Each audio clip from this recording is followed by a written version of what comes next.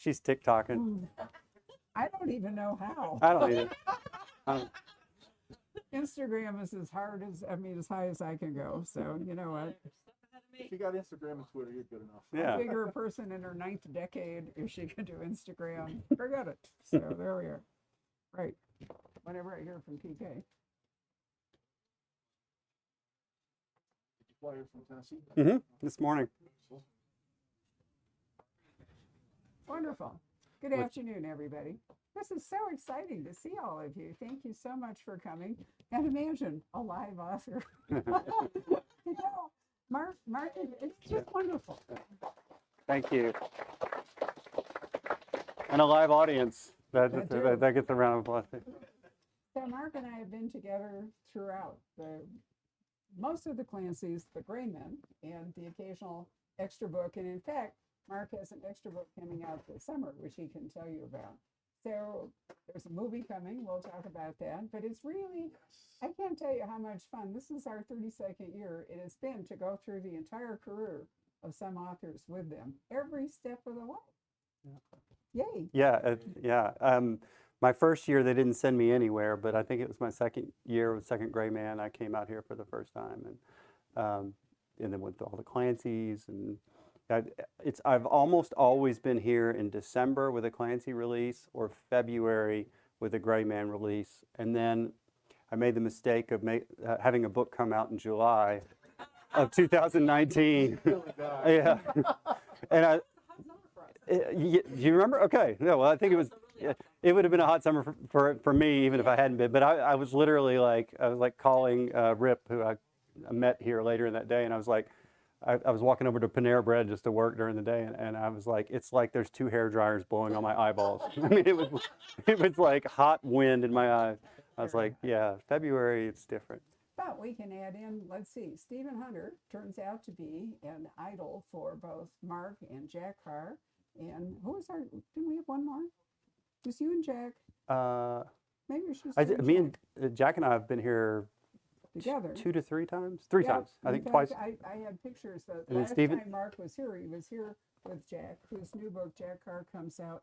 We are doing the launch for him on Monday, May 16th. I already know that. But anyway, we had a great night with Stephen Hunter, and Mark and Jack came because they're such fans of Stephen Hunter. That was one of the best nights we've had here. We just rocked. Yeah, that was a crazy crowd. I loved it. Not crazy, but you know what I mean, like crazy Lars. It's not okay to insult the audience. Yeah, that didn't come out right. It's been 2 years, y'all. Come on. Anyway, we are here to talk about, here's come my notes, the 11th book in the Gray Man series. And what's really fun is that it is both a prequel and a contemporary story. And Mark can tell you about how he figured out how to tell this story, because it was not easy. Yeah, I mean, I went into it ignorantly and learned along the way. I'd said for years that I was going to write an origin story for the protagonist of my series, whose name is Gentry, known as the Gray Man. And I just for years the plan had been to like go back, because over the 10 previous books, I've alluded to his history a lot, because I just like that when I read a novel, and it's like, I don't like it when it feels like, you know, the hero's life begins on page 1 of the book. I like it when there's a little history and some backstory thrown in. And so I've done that over the series, and I thought, well, I'm going to go back and like really dig into one of these stories. But then as it came time to execute that, I was like, well, where's the thrill in this? Because everybody knows he's alive and kicking in the present. If I go back in the past and talk about like this really tough mission he did or whatever, it's like everybody's just going to yawn, because it's just going to show something they know. So I got the idea that if I did something in the present that related to the thing in the past, and there's this incredible blowback from the past that affects what happens to him in the present, that might work. So I talked to my editor about it. I said, what do you think? And he's like, well, the pitfall with that is you can't, you know, just have a few flashbacks and then everything else is in the present, or you can't just do it in the past and then have a couple of like, whatever the opposite of a flashback is. So he's like, you basically have to kind of balance out the story, because people, you know, if you go 150 pages where it's in the present, and then you go 12 years ago for 20 pages and go another 150 pages, it doesn't work. So as I started to write it, I was like, oh, I see what I agreed to do or started doing. It's like I'm writing two 85,000 word novels because it's 165,000 words. So it's like two It's 80, a big book. yeah, it's like two 82,000 word novels. And they both have a ticking clock and they both have all the intrigue and action. And it was super important to me that because I'm a reader, we've all read books where you've got one plot line that you're really into, and then you turn and you go to a next chapter, and you're like, oh, okay, I got to get through this part to go back to the cool stuff. So I was like, all last spring and summer, my like worry all day long, every day was like, is the present as exciting as what happens in the past? Is the past get slow here, the present? Because it's real important that it was all interwoven, and something will happen 12 years ago. You see the hero 25 years old, just joining a paramilitary, a CIA Special Activities Division unit, and then you see him in the present, and those are the two timelines, 12 years apart, and it turned into two complete novels. And I have friends that very successfully publish 80 to 90,000 word novels and do just fine. So I'm like, why did I do 2 for 1 here? I feel like I did. But like once you get 30,000 words into it and you figure out what you're doing, then it's too late to stop and turn around. I'm going to hang on a minute. Pat, we're getting a weird echo.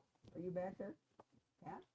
Where's Pat? There you are. There's a weird echo. Can you see if you can adjust the speaker thing? Because can you not hear him? I'm hearing. Yeah, I could hear him from the back. Yeah, we're hearing Mark from the back. Maybe me too. Sorry, there's a control thing up there. Throwing my voice. Great. I told you we were off our game. It turns out we actually are. Right, so we'll fix that. So one of the things that happens is that because we schedule these events so far in advance, publishers send me what they call an advanced reading copy when they remember. One of the horrors of the pandemic is they weren't making them. So some days I would come down here or get on Zoom to do an event, and I had literally come down and picked up a book that arrived at the store 4 hours before. Fortunately, I'm a super speed reader, so I can do that. But it means that the copy I get is just text. It doesn't have all the notes. It doesn't have the artwork. It doesn't have if there's a map. It doesn't have, all these other things. I am frequently totally surprised when I come into the store and think, oh, that's what it looks like, because I don't get to see that. So that's why I have notes, because basically I read a typescript of Sierra 6 and I missed out some important stuff. So that's what I'm working on. So what we have here essentially is alternating timelines. This happens with historical fiction and modern fiction a lot. It's different than time travel. Yeah. And it's different than what's called time jump. Yeah. But it's, back and forth, alternating. So that's what you've ended up doing. Yeah. I think you did it really brilliantly. Thank in you. The book. Thank you very much. Yeah, no, I wanted a full story in the past and I wanted a full story in the present, and they had to relate and they kind of had to bounce off each other. So I couldn't write just one. I couldn't write 2 stories. I had to kind of write it all together. I thought I would be able to I'm just going to write everything that happens in the past and everything that happens in the present. And that would have been really less complicated, but it would have not been a good book. So according to an interview you did, you said it was definitely fun to write Kurt as a younger man. He was cockier and more confident, but it was hard too. Keeping 2 storylines in your head is always tough. Everything has to be in the right position for maximum impact. The beats, those emotional beats, that's super tough. Now, here comes the confession. I'm not the most organized of people. Most of this just resides in my head till I get it down on paper. Now, I have seen authors who, writing this kind of story, actually put the pages down on the floor. They have the one timeline and they lay it all down the hall, and then they have the other timeline and they lay it all down the hall, and then they move the paper around to try to make sure that it all fits. That's one technique. Yeah. How did you do it? I didn't do that. I did something very similar though in one of the Tom Clancy books. I turned it in and it had gone to like the proofreading stage. It was very late in the stage and I was really late turning it in, and they were always big books. And it came back and I had like chapters out of place in what was going to be the final copy. And I was like, okay, they've got to change chapter 46 with chapter 44, and they couldn't understand what I was saying. So I literally printed out the book and laid the pages down. I'm like, all right, this has got to go here. This has got to go here like this. So I'm like, all right, page 318 needs to go to page 362, page 360, and it was a nightmare. But for this, I just, I always just write on a single Word document. I don't use Scrivener or any of these like other like higher level things because this is just sort of how I learned to do it. I keep thinking, if I took 2 years off, I could really learn how to write. But I'm writing 2 books a year, so it's like I don't have time to stop and learn how to That's tweak. not allowed. Yeah, exactly. I'm not allowed to tweak my process because I'm committed to write so much. But it's it's a good problem to have. But for this book, I just um, when I'm not feeling very creative, I just go back and read what I've written. So everything I've read is, I read probably 100 pages of text a day. And so it slowly starts to meander into making sense. But I've always say this, if my book is 98% done, it's the biggest piece of junk you ever saw. It's totally like impossible to figure out what's going on. It's literally that last little bit and the editing where it starts to make sense. I go from hating my book, and my wife is here, she will attest to this. I mean, it was like, I started writing that book end of January, and it was very late July where I was like, I don't hate it. I woke up this morning not hating it because I'm in the editing process, and you sort of know where you've got problems and you just have to keep writing just to get, keep getting the words. And then, so you have this in the back of the head. It's like, well, chapter 3 makes no sense compared to this. So after a while, you just tell yourself to take a breath. It's like, you figured it out the last 21 times, you'll figure it out this time. That's true. You do get more confidence if you've done it before. Well, that's enough about how he did it. Let's talk about what the book actually is. And I will tell you that there is a fabulous opening scene. And I mean, I'm never going to do all this stuff, double parachutes and oxygen bottles. And I love the way at the end, these guys just walk off the ramp with their, down, take off without even a pause. And it's a team thing, and that's why this book is called Sierra 6. But it's a fabulous action scene, and my question to you is, how did you work out all of the process and all of the equipment and the whole bit? You didn't just make it all up. Well, it helps to have 2 friends that were in Delta Force. That helps a lot. Brad Taylor was one. Yeah, there's an opening scene where you see this ground branch team. So the CIA has a paramilitary unit called Ground Branch, which are paramilitary operations officers. And this is in the past, 12 years ago, like right in the heart of the War on Terror. And they're doing a cross-border raid into Pakistan via inserting via halo or HAHO jumps. So high altitude, high opening, and then you just fly your parachute where you're going. And I got details from people that I reached out to and asked, and then and I make stuff up too. I absolutely. The further you get in your career, the more important it is to like get the emotional beats and like the tension the way you want it and the excitement the way you want it, and it becomes less important to prove the idiot wrong that emails you when the book comes out and says cement and concrete are 2 different things, idiot. You get that all the time, and early in your career you're like, oh, I can't let that guy be right, and so you find yourself like really belaboring stupid little things. And then as you get on, you're like, well, I'm trying to make a really good story. I want it to be credible, obviously, and I do my homework. But at the end of the day, I did not jump out of an airplane at 38,000 feet over Pakistan or over the border to learn. So just did a lot of little research. Great detail here. For example, they have 2 oxygen bottles, and while they're up in the plane heading towards the high mountains and so forth, they open one and they start breathing. So when they will not have a nitrogen problem if they've started taking in the oxygen. What is it, an hour or so before? Yeah, the jump? you never see that in movies or whatever. It's like usually they're just like they might jump with oxygen, but they they put their mask on, I'm thinking Mission Impossible or something like that, but you actually have to be breathing that oxygen for a while because it's a pretty rapid descent and you can have problems with nitrogen. Right. I'm a scuba diver. I don't do the flying at 180 miles an hour. I do the swimming at 1 mile an hour or half a mile an hour. And it's sort of the same principles as far as like pressure. Well, the reason I mention that is, I'm not ever going to be up on military hardware, but Mark made it completely intelligible to me. I could understand what they were doing and why they were doing. And I know some of you read books like this for the military hardware, and that's a whole different thing. I mean, they're the people more likely to email you. I will never do that. I don't have any idea what we're doing. Yeah. But anyway, we're in this plane and we're going on this mission, and there's 6 guys. That's why this is called Sierra 6. So there's Sierra 1, 2, 3, 4, 5, 6. And there's a problem, a constant problem with Sierra 6, which is basically they keep getting killed. And so that's the entry for Court Gentry to join this team, is that they've lost 6. That's why it's called Sierra 6. They've lost 6. And now they need a new guy. And he's proposed, but they think he's an asshole, and he thinks they are, and he is not a team player. No, he's not a team player. He was trained. He didn't come into the CIA with many social skills, and what he had was probably trained out of him. He was a singleton. So this doesn't show Court entering the CIA. He's already been in the agency for a few years as kind of a off-book operations officer. So he's a singleton asset. So he's over in Russia or Belarus or Ukraine doing assassinations and things like that.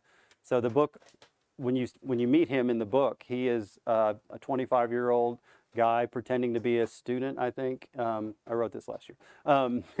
Pretending to be a student, like a language student over in Russia, but he's actually working for the agency. And he is summoned back to the U.S. and folded into this paramilitary unit.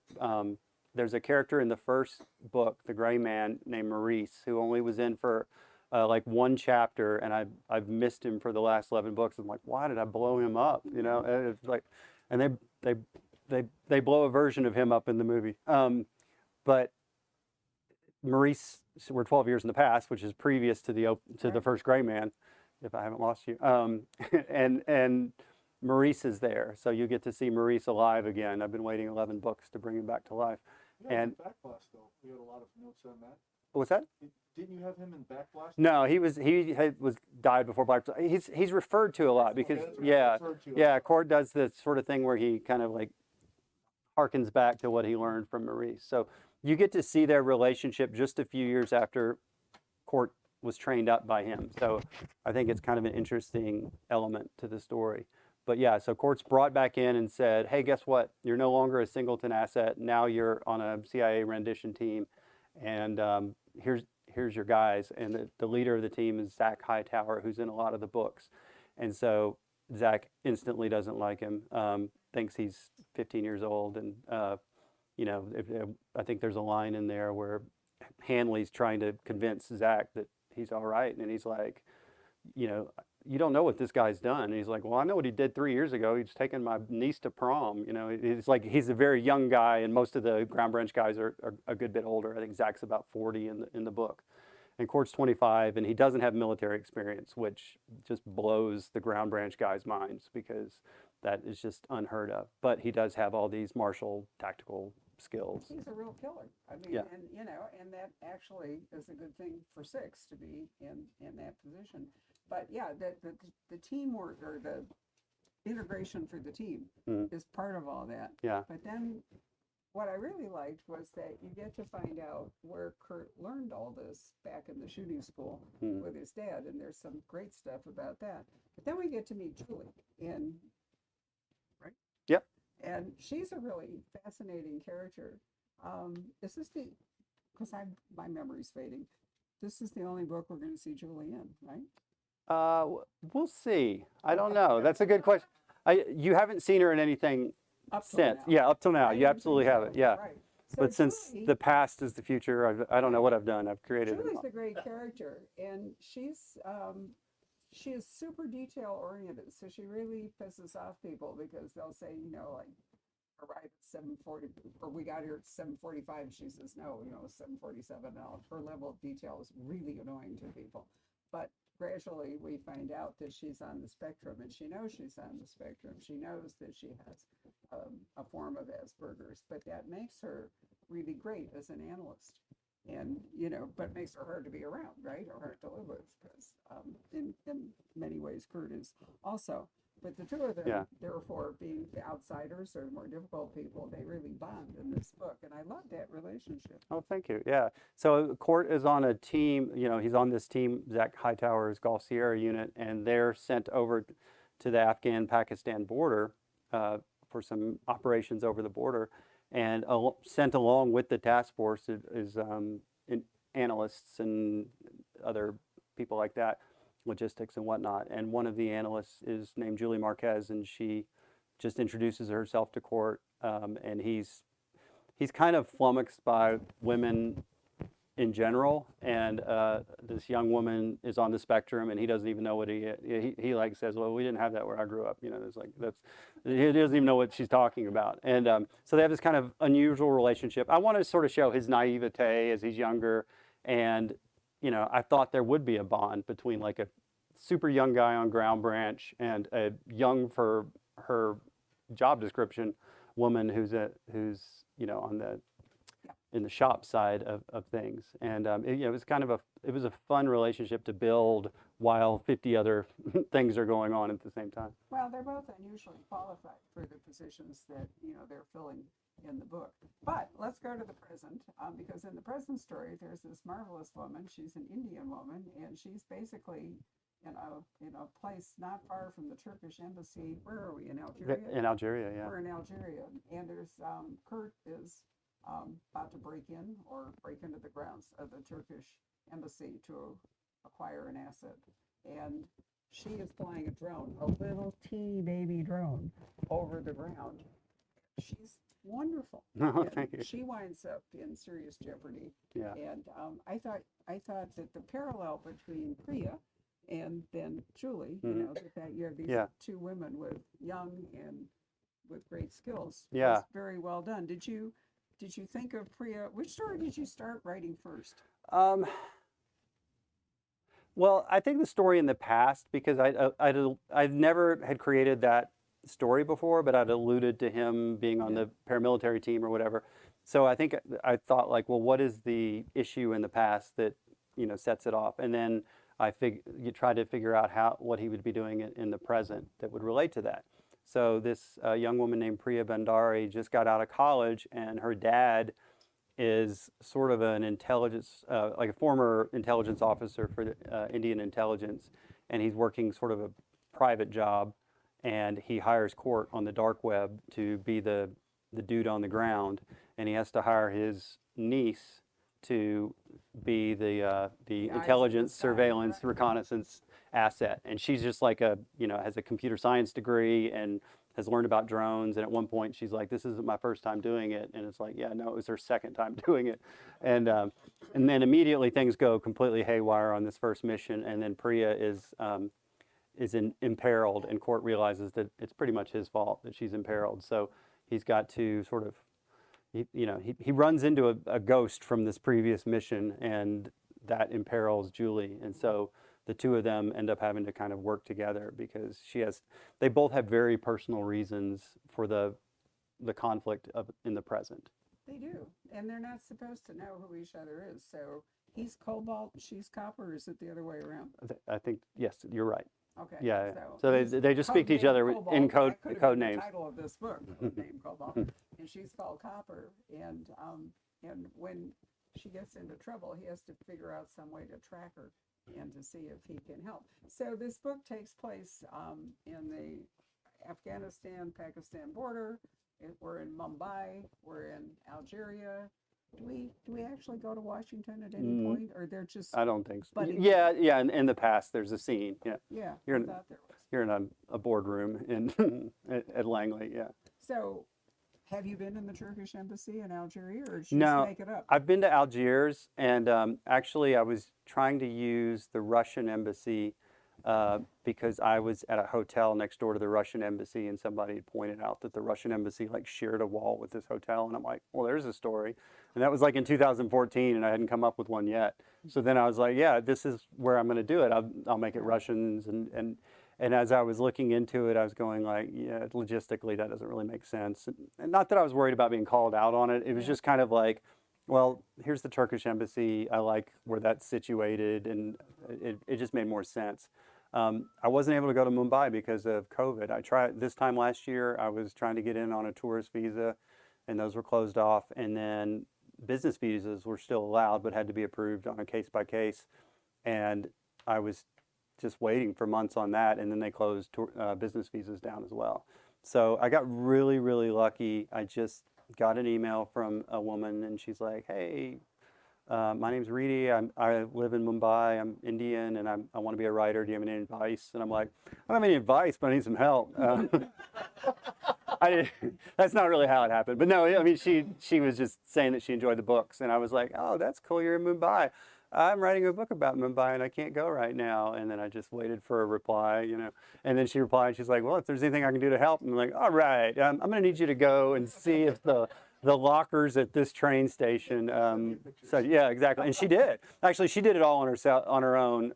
I basically just asked her, "Can I ask you some questions about the language?" And it's like real important, like last names, like surnames are real important, because if you don't know what you're doing with a culture, which I don't, in India, you give somebody a last name and you're like, well, wait, that person's Kashmiri. That person wouldn't be here or doing this or whatever. So I had her kind of vet that stuff for me. And then when it was all over, she said, "I'd be happy to read it for you." And so she read it and came back with a couple of notes. I mean, literally specific stuff like, "Yeah, there's no rickshaws below this road after 4 p.m. You can't have them getting into a rickshaw." And I'm like, "Yeah, I still kind of can, but I'll throw them in a taxi just to make her feel," because I do acknowledge her at the beginning of the book or the end, wherever the acknowledgments are in these books. Somebody else plugs that in, but I didn't want people to be going like, "Why didn't you tell them about the rickshaws?" So that was for her that I got that right.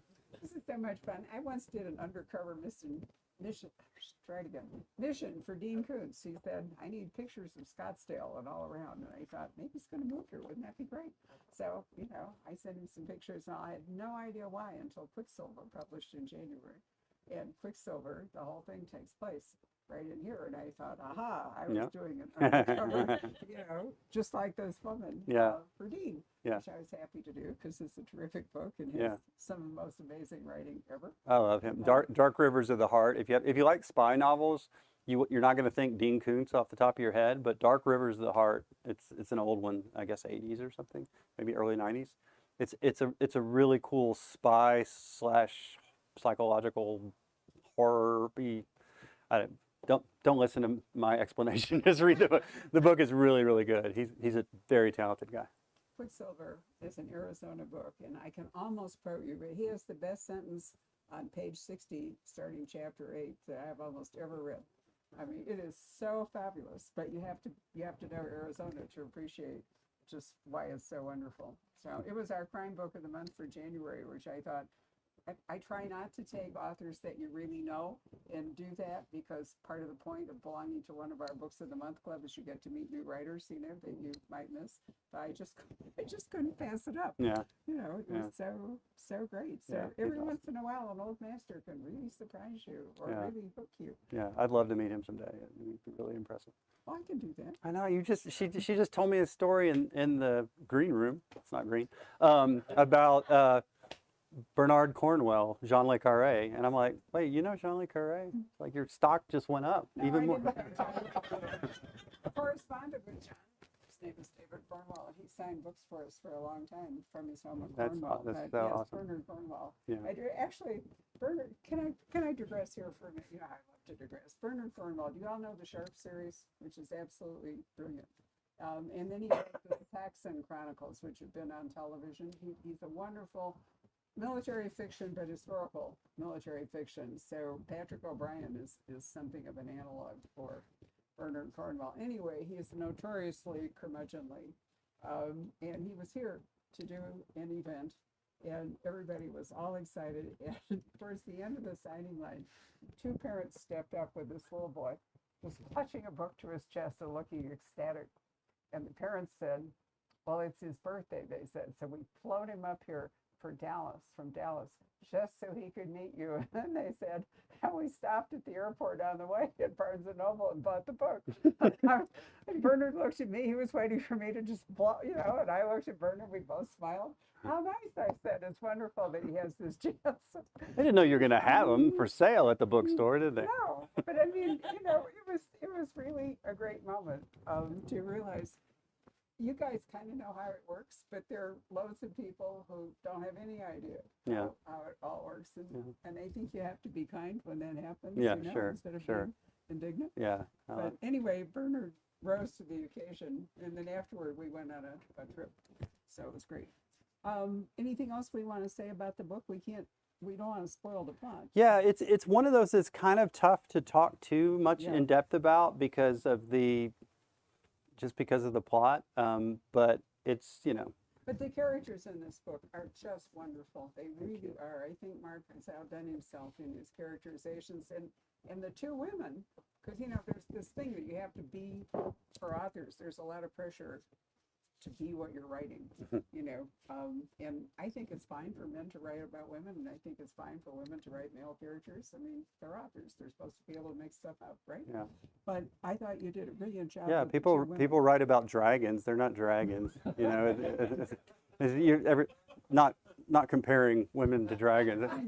Again, it's been 2 years. No, seriously though, like it is a thing where I have to base characters who are female on people I know, Right. or people in the a character in the military on somebody I know, or a female from the military on Right. someone that I met, at a Navy base or something like that. So I always, the Julie character, she's very young and very talented. She's working for the agency, but I just kind of drew her from, I've done a lot of stuff on military bases, and you meet a 20 or 21-year-old female who works on a destroyer, and it's her job to land the helicopters on the back. I'm like, she has more responsibility at that age than I had, at my age now, and that I've ever done in my entire life.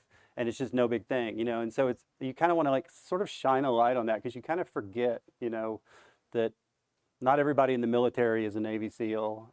They're just normal people from, who are very well trained and take on this incredible responsibility. I had a buddy I used to wait tables with. He was like 20 and or 22, and he'd gotten out of the Navy, and he was driving subs. He was the actual dude, like there's actually a guy driving subs. I don't know what kind of windshield they have, but I guess not much of one. But No, I think it's with a pipe. but going it up. was still, it was like really impressive. I'm going like, Yeah. golly, I'm just trying to get somebody his salad out, and even like under the North Pole. So, finishing up my notes, the biggest news about the Gray Man, aside from this wonderful new book, Sierra 6, is that he is being turned into a highly anticipated movie that will come out on Netflix later this year. So tell us about the movie, tell us about the cast, because it's a wonderful cast. Yeah, it's supposed to come out in July, is what I've heard most recently, and they've released about 15 seconds of film out of it, just a really short teaser that was part of a Netflix ad about things coming out this year. And it has, so it's Netflix, and it was written by Joe Russo, who's one of the Russo brothers, and they've done the Marvel films, Captain America, Winter Soldier, and Endgame, and the one before Endgame, Infinity War, and I guess they did Civil War too, I think. So they've done several of these big Marvel films, and Joe Russo wrote this script. Back in 2015, they had me come out to California and spend a couple days with him. And then he wrote the script. It was with Sony. Sony had the option right then. And then it kind of died on the vine a little bit when they were making all these other films, and you can forgive them for, focusing on that for a while.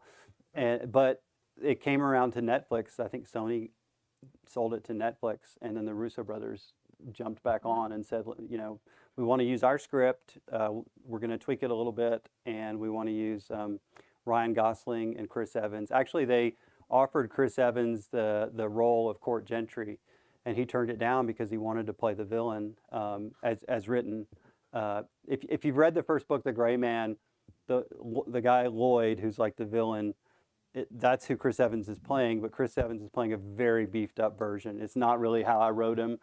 Because in The Gray Man, there's two villains. There's this guy named Regal and this guy named Lloyd, and they sort of have some tension. In the film, it's just Lloyd, and instead of him just being the guy on the phone, like sending all the teams after the hero, he's actually on the ground interacting, and he's more of a like hard-charging guy. So it's different than the book in that regard. But it also has Billy Bob Thornton. He's playing Donald Fitzroy, who is British in the first book, and he's not British in the novel. But I don't think that detracts from anything. And Anna de Armas is playing a character who's actually not in the series.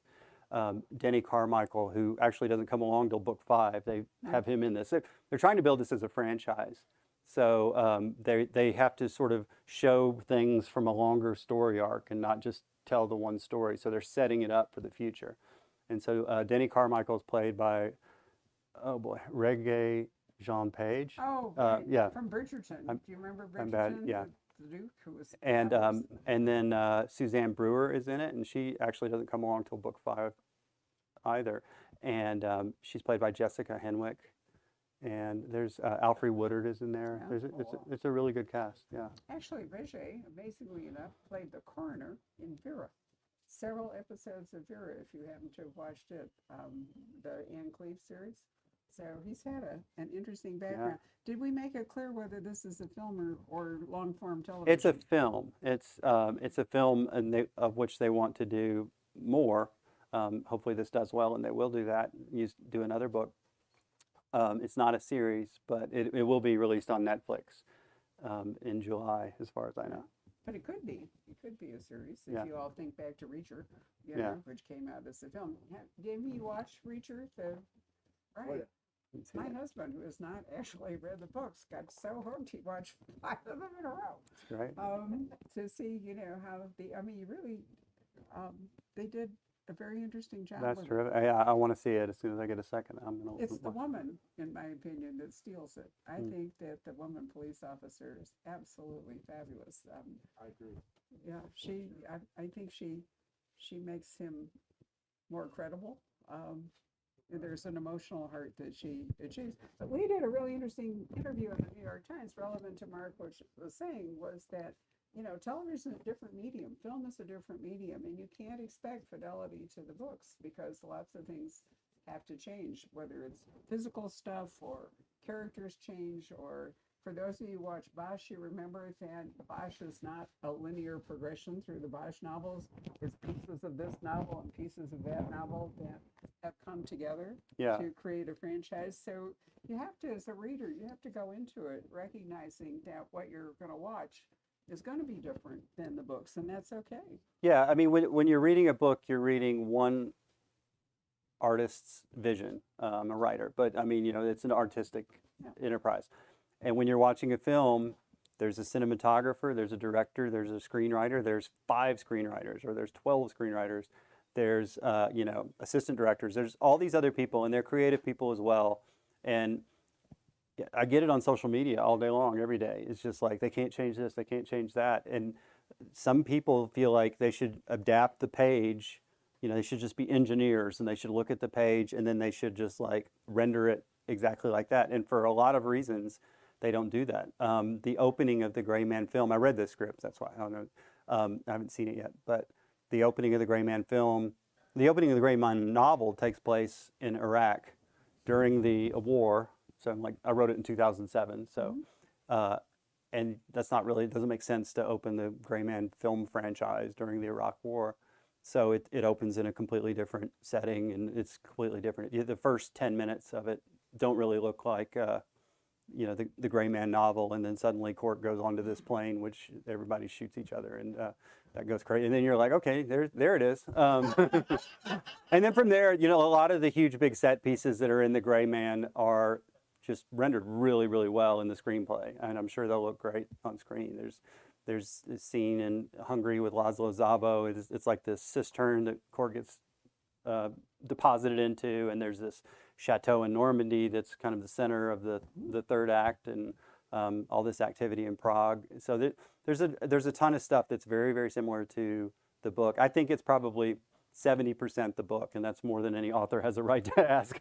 That's really true. Did they film it on location, these various places? Yeah, they filmed in Long Beach for a few months, and then they went to outside Paris and filmed there at a chateau, and then they went to Prague and filmed there for, like June and July, for a couple of months. And Prague is also a stand-in. There's scenes in Thailand, and they've made Prague a stand-in for Thailand somehow. And you could do that. yeah, with a $200 million budget, you can do that. Similarities, so Yeah. I can see Yeah. how that would work. Yeah, so they did film on location, and they did some reshoots back in January in Prague. So we are Well, we're we're going anxious to to have see this it. conversation with Jack Carr on May 16th because he too has a really exciting.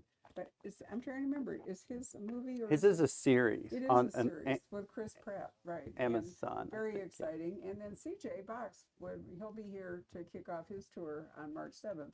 I actually know what day of the week it is, like on July 19th or something, because that's how our calendar works.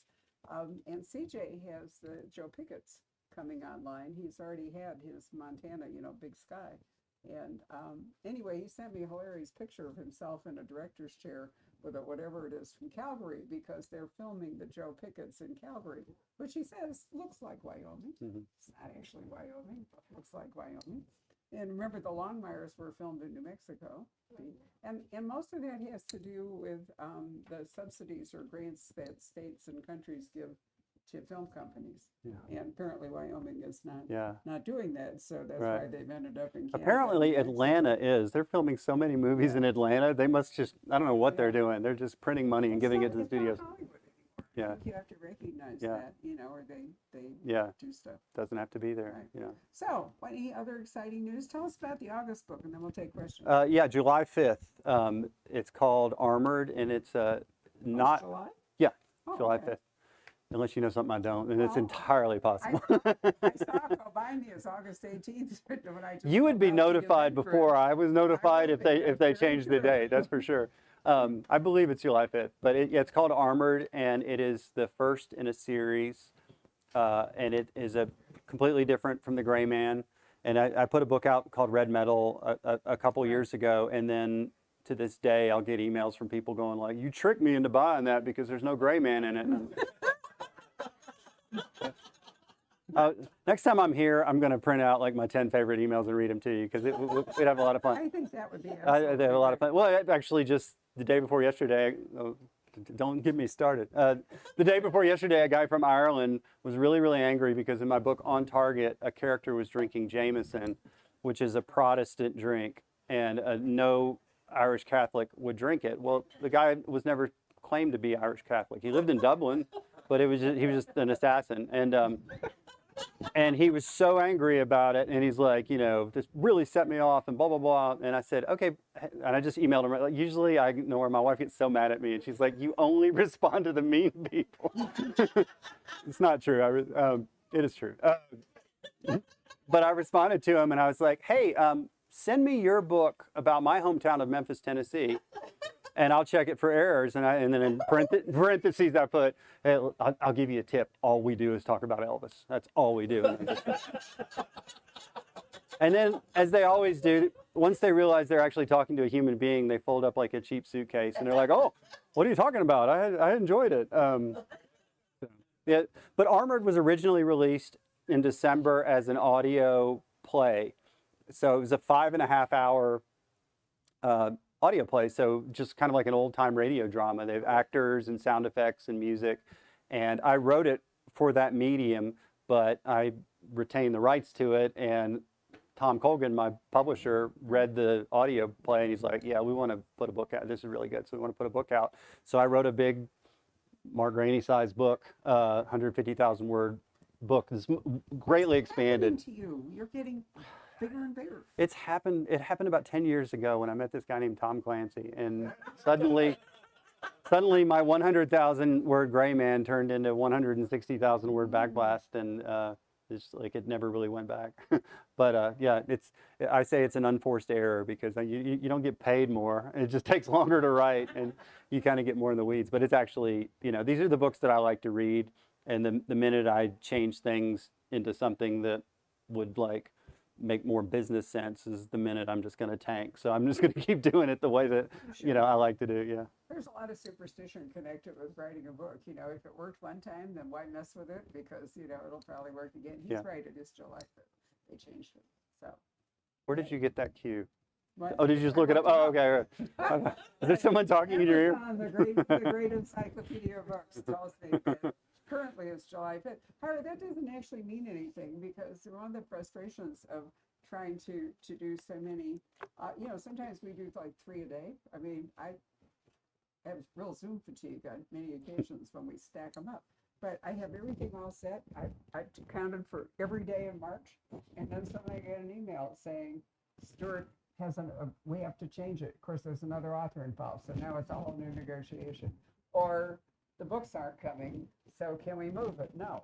Okay, well then you can have it 2 weeks early, but everybody else has to wait till March. This happens, Yeah, seriously. yeah. It's, you know, it's hard to explain, but the supply chain is so messy right now.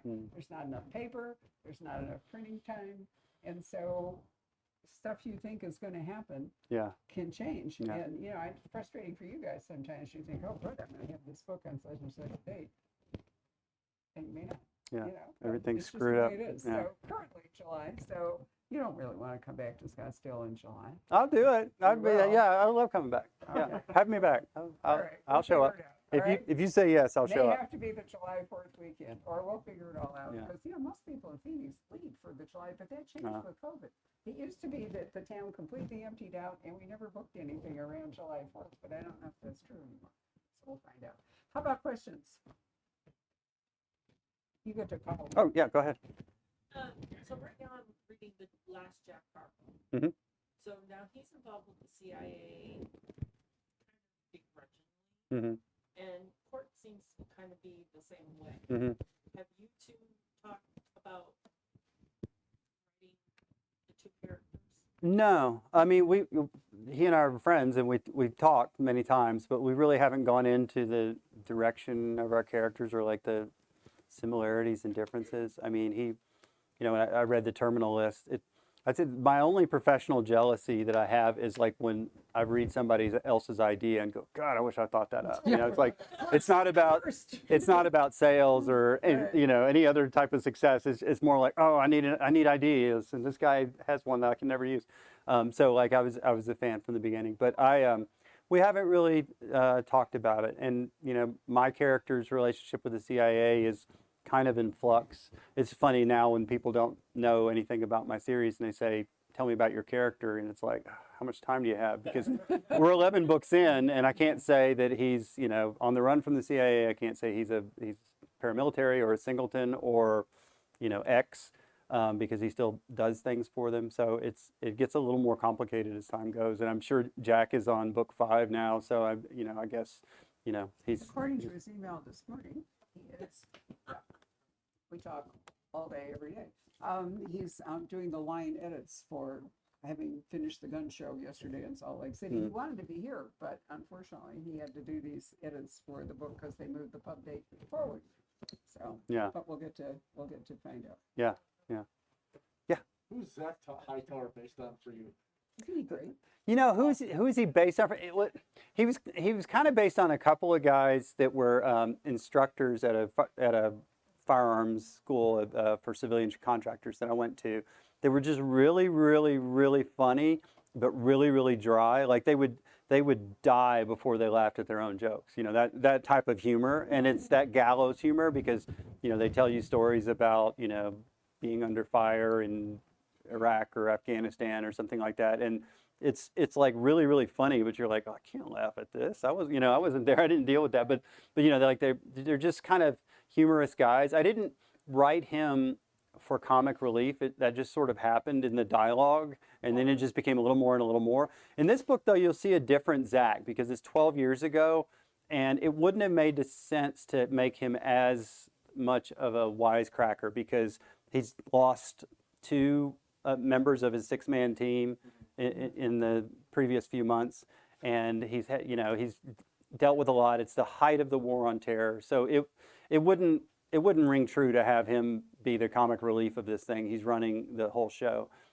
You definitely see flashes of it, what happens in the future, and you see his begrudging respect for Court and his abilities, and you see all the friction between them. So, you know, this Zach Hightower isn't him at his funniest, but at the same time, I think it's very true to how he would be at that point. I absolutely love the interaction between them and then even Zoya. Like the 3 of them, Yeah. like in the last few books is like just I'm a huge fan. Thank you so much. I appreciate it. Yeah, dialogue is my favorite part to write, and sometimes you just have the characters talking to each other, and it just feels like you're just watching. You know, I sent you something on Twitter, like if you ever want to quit, you know, doing an author, you could be a comedian. Because that comedy obviously comes from you. Thank you. Yeah, I'm scared doing this. I'd be too scared to be a comedian. But I will say one more thing to that though. I get a lot of people that say like, oh, you're so quick-witted because you're writing, and I'm like, let me just remind you, I had 6 months to come up with that one-liner that the character just like throws out, and you look so much more clever, Well, Brad but- Taylor says you're funny. Well, yeah, no, that's nice. I love So Brad. we have a couple of questions from the audience. Okay. Jennifer would like to know, are you going to write a new Clancy anytime? I don't think so. I would love to again one day. I knew when I got off that train, the train was going to keep on moving. And I wrote 3 with Tom and 4 after his death, 4 Jack Ryan books after his death. And I did that in 6 years while writing my own series. And I really, after 6 books, I didn't feel like I had any more gas in the tank. I didn't have any more ideas. And my editor, I told him I can't do another one. I can't do another one. And he's like, well, okay. But if you did, what would it be about?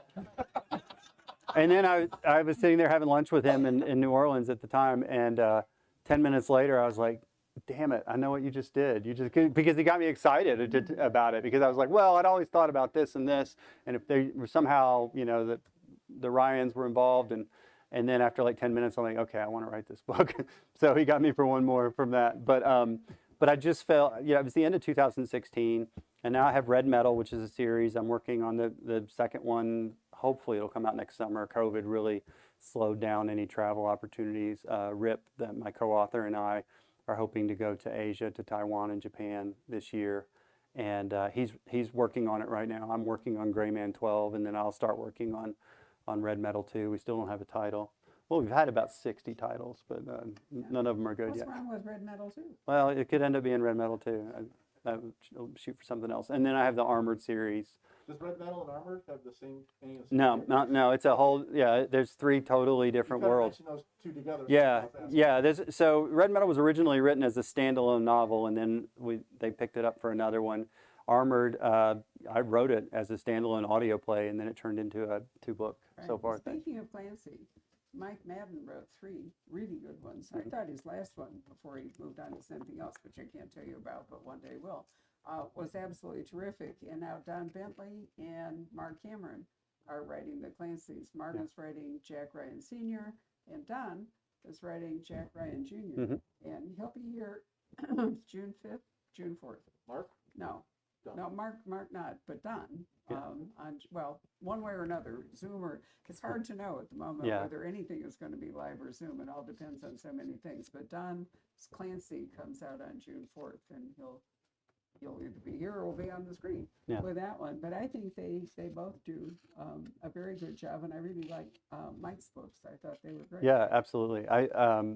Don Bentley called me before he took the job and asked me what I thought, and I was like, well, it's going to be really, really hard, and you might cuss me out for this, if it feels like too much. But I'm like, just what I told myself was like, there's no way you can say no to this. It's like the best Right. opportunity. And he's like, yeah, I think you're right. So And he has a military background too. He has a really interesting background. Yeah, which absolutely. We can talk about, but makes it more authentic. And Mark Cameron was the U.S. Marshal and in law enforcement, so he has a great background also, which I think helps. Right now, Boyd, that we both know, wants to know, what role did you play in the movie? I did not play a role in the movie. I didn't You want don't to. even have an Alfred Hitchcock moment. I don't. No, I was at no point was I on set or anything like that. I mean, the directors know what I think about the story because they've read 100,000 words of what I think about the story, and so, I'm on friendly terms with them, and we've, texted back and forth about stuff. But I wasn't part of the filming of the movie or anything like that. Armored, which is coming out in July, that's been optioned by Sony Pictures also. And that one I am set up as a producer on. So depending on how far that goes forward, I will have more involvement. But with the Gray Man series, I'm happy to spectate, hoping that they have some kind of That's sort of premiere fun. that I can visit with my Yeah. family. That would be fun. It's kind of fun to flash by. All of you watch Reacher. Did you recognize Lee? Didn't recognize Lee? Lee Child? Oh, He's no. actually in Reacher. I didn't know what he looked like. Go, even if I go didn't- back and look at the very last episode, Okay. and they're leaving the coffee shop. Okay. So it's anyway. You wouldn't necessarily. He hasn't been here for a long time. He doesn't travel, so you might not actually know what he looks like. But I really enjoyed that to see him. Yeah. He went by Rob's. Whoa, there's Lee. Yeah, he did cameos in the films too, right? or at least one of the films. He did a cameo. I think he did. Yeah, he definitely did. He was a cop Right. in the second one. Yep. So, any other questions before we stop? Yes, sir. Any chance of Zach getting his own book? People, you know, Oh, yeah, that is a good question. That is a good question, and yes, I could see it happening. I could see Zoya having her own book as well at some point.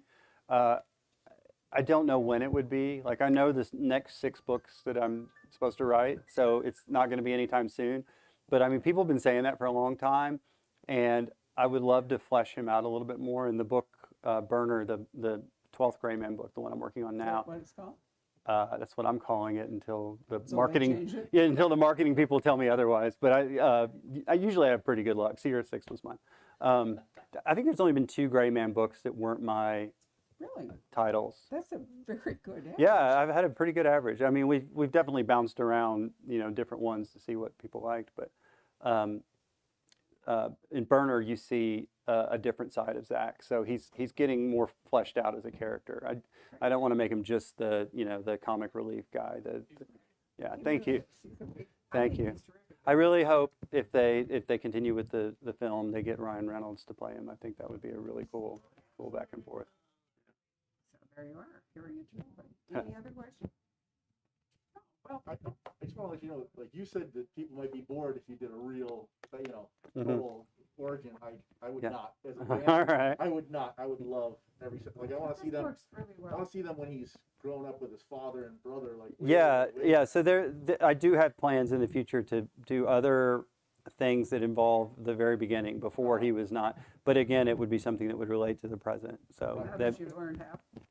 that I've learned how. By spending 5 months doing it wrong and then cleaning it up at the end. Yeah. Well, I want to thank all of you for coming today. Thanks for and coming. your I really appreciate it. attention. It's so wonderful for Mark to see a real audience and for me too. So thank you very, very much. Thank you all. Appreciate it. So if you all remember the drill, what we're going to do, I'm going to move this